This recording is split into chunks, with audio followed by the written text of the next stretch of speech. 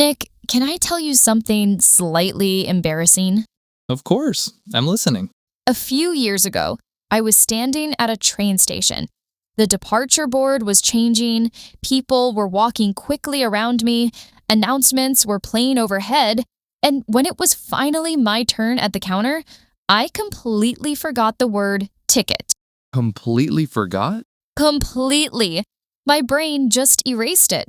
I understood everything around me, but when I had to speak, nothing came out correctly. That's what pressure does. It doesn't mean you don't know English. It means your brain feels overwhelmed. Exactly. In that moment, I almost said something like, "Hello, I need train paper." Brain paper. Yes, not my strongest English moment. But it was human, and many intelligent adults experience the same thing. That's why today's lesson matters. Hello, everyone, and welcome to English with Cheri. I'm Nick. And I'm Cheri. Today, we're going to help you feel calm and confident when buying tickets in English, whether you're at a museum, a movie theater, or a busy train station. These are small, everyday situations, but they can feel very big when you're standing there alone and people are waiting behind you. So instead of giving you complicated grammar, we're going to give you a simple, strong structure that works every time.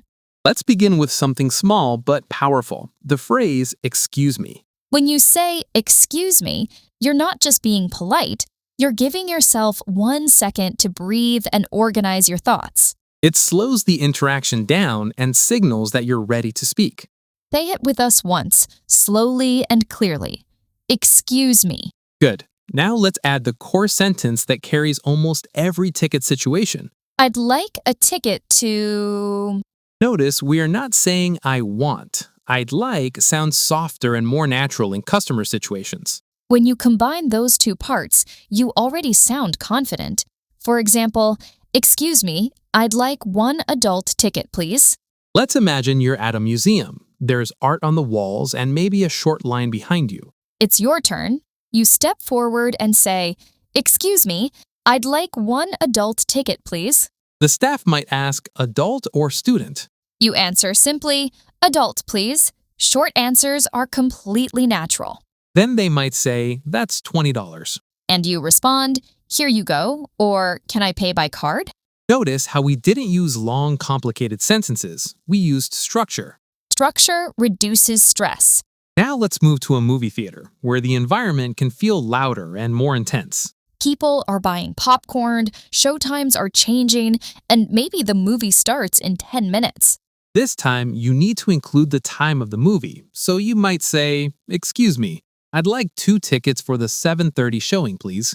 The word "showing" simply means the time the movie starts. The staff could ask, regular or IMAX? You can answer, "Regular, please," or "IMAX, please." Then they might ask, which seats would you like? You could say, "2 seats in the middle, please," or "Near the back, please." Again, the same rhythm appears. Polite opening, clear request, short answers. Now let's go to the most stressful place, the train station. Yes, because trains do not wait. There are announcements overhead, the departure board is changing, and people are moving quickly. But the structure remains the same. You step forward and say, "Excuse me, I'd like a one-way ticket to Chicago." One way means you are going in one direction only. If you plan to return, you say round trip. So you could also say, "Excuse me, I'd like a round-trip ticket to Boston." The staff may ask, leaving today? You answer, "Yes, please." What time would you like to leave? The 5:15 train, please. Window or aisle? Window seat, please. Notice how you don't need perfect grammar. You need clarity and calm. Now let's practice what to do if you don't understand something. Many learners feel embarrassed in this moment, but asking for clarification is a sign of confidence. If someone speaks too quickly, you can say, "Sorry, could you repeat that?" Or, sorry, did you say 5:15? That small question can prevent big problems, like getting on the wrong train. Let's do a quick listening challenge together. Listen carefully. Excuse me, I'd like a round-trip ticket to Denver for the 6:40 train, please. What city did he say?